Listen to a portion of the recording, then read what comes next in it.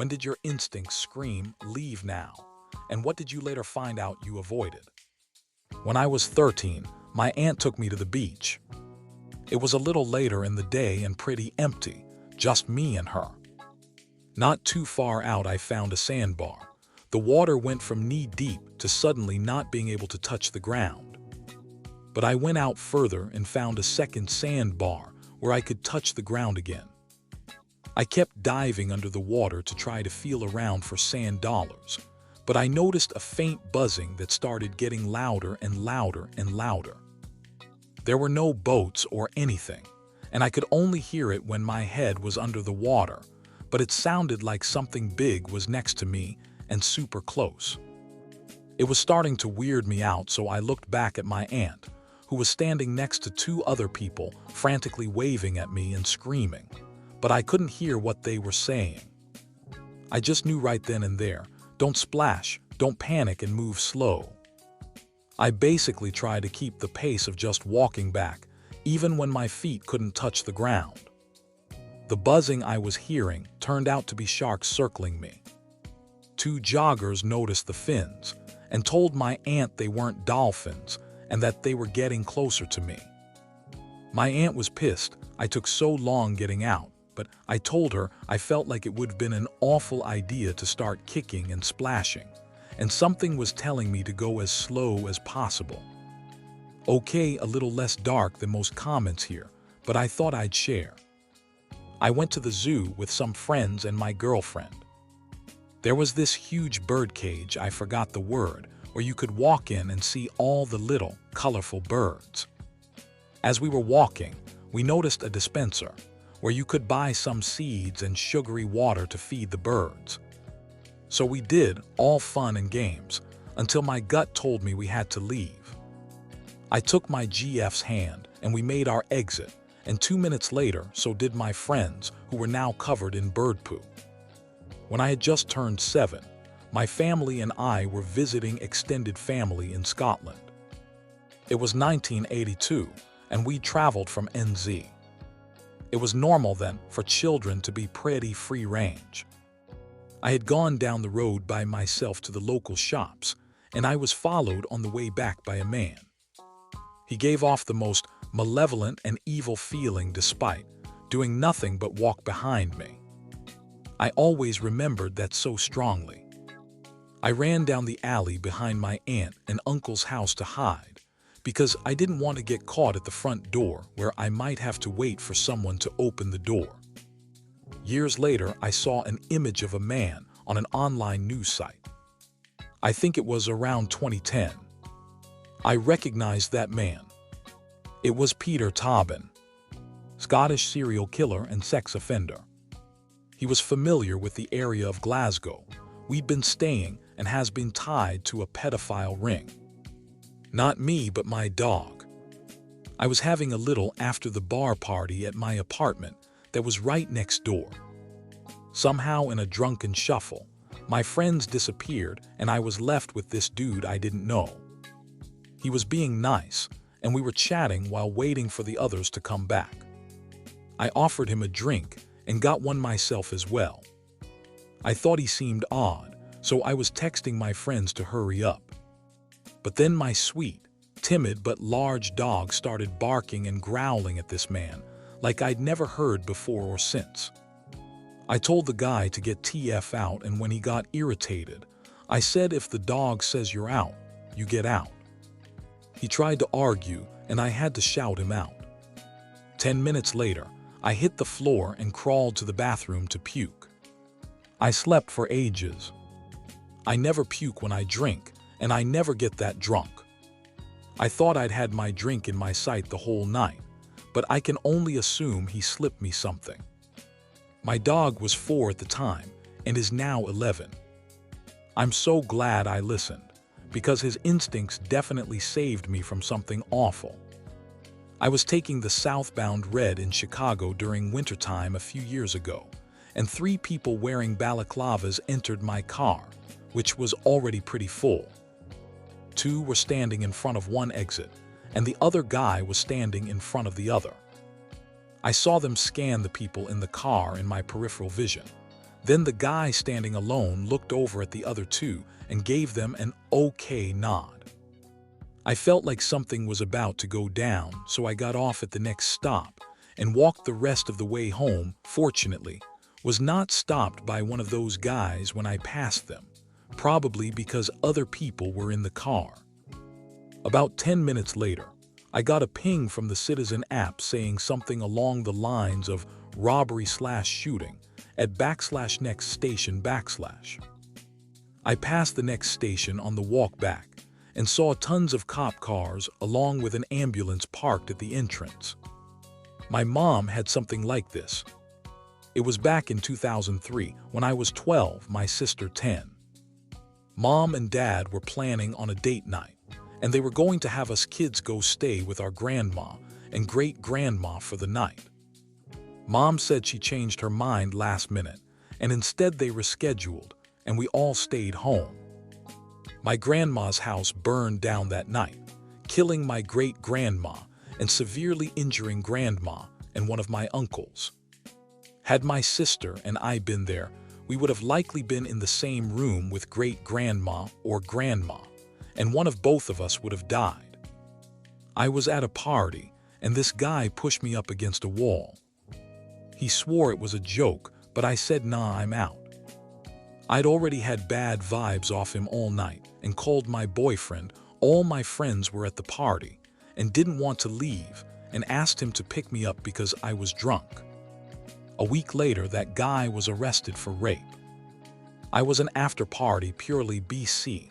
My friend wanted to bang one of the dudes. I waited in the living room, first full of people, but dwindling down to eventually just two guys and amp. Me friend has yet to emerge from random hookup's bedroom. It was fine for a bit and amp. Then I caught a glance between the two and amp. It was like everything turned slow motion for a second. I literally dragged my friend of a guy's bed and amp. We GTFO. One of those dudes eventually served time for the sexual assault and amp, murder of his girlfriend. One night I was waiting for the train when four guys walked up, and I immediately got a bad vibe from them. I've been robbed once before on the train, and their demeanor reminded me of the guys who robbed me, like they were sizing me up and they were excited about it.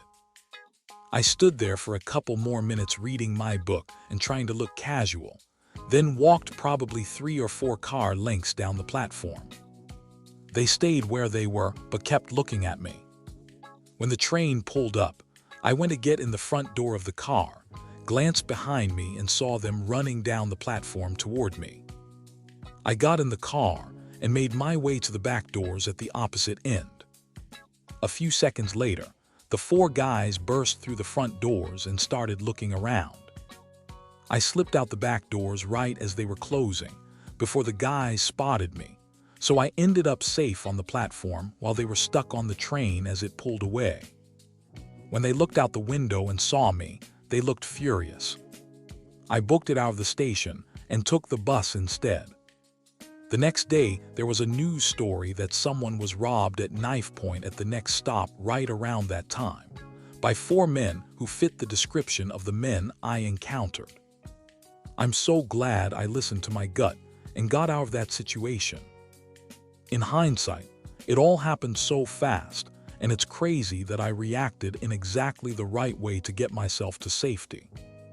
Years ago, I was hanging out with a couple friends in the street. We had the idea to go to certain club during the night.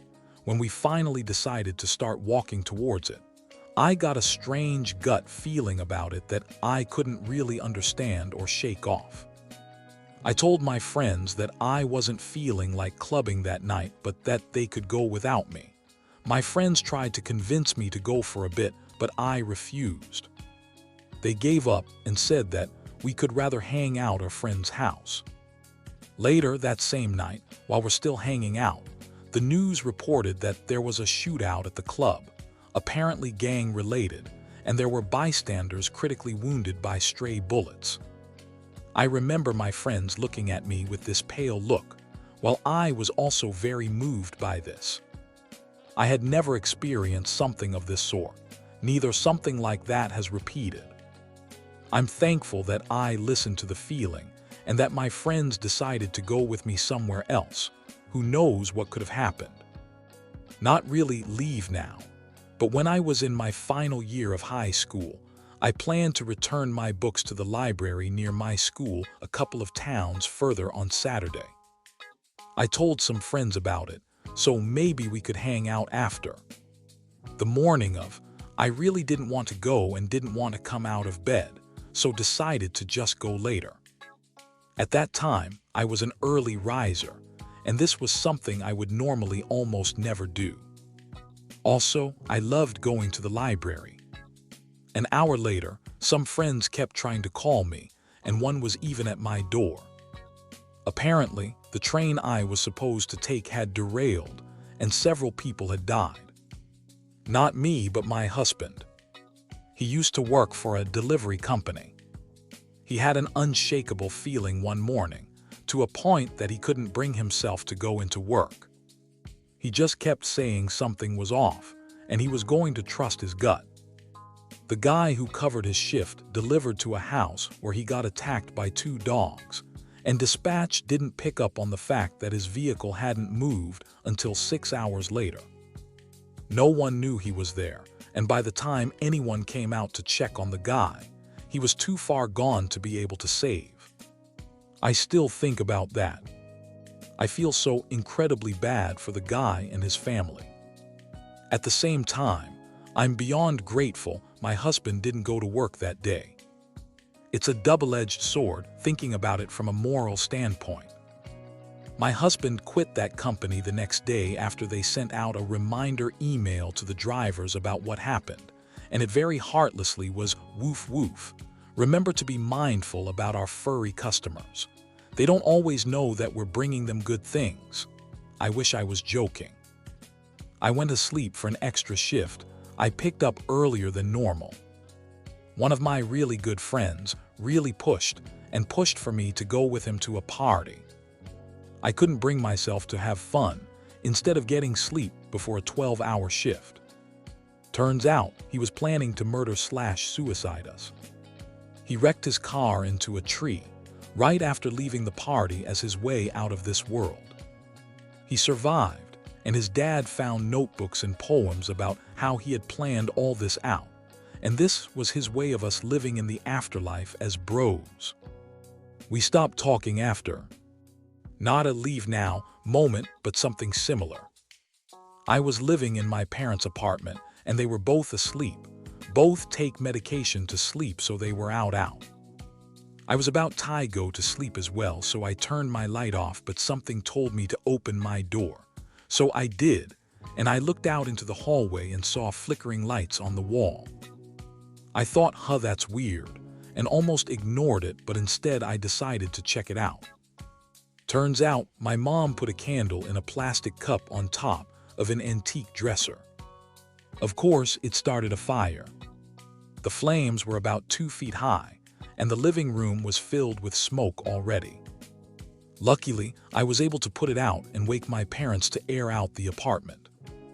I think to myself sometimes that if I decided to just go to sleep, me and my parents both would have probably died to a house fire. Always trust your gut. Not me, but my then roommate was a school janitor. He usually left for work before I got up, and I was surprised to see him out in the living room playing Xbox when I knew he had to work that day. Apparently, he just had a terrible feeling that something was going to happen that day and called in sick. I thought he was being an idiot, but when the news hit later that day that there had been a school shooting with multiple casualties, I was stunned. I don't think science has any kind of explanation for that. It's one thing if he was regularly slacking off and something happened on an off day, but I'd never seen him just up and miss work for any reason, never mind just having a bad feeling.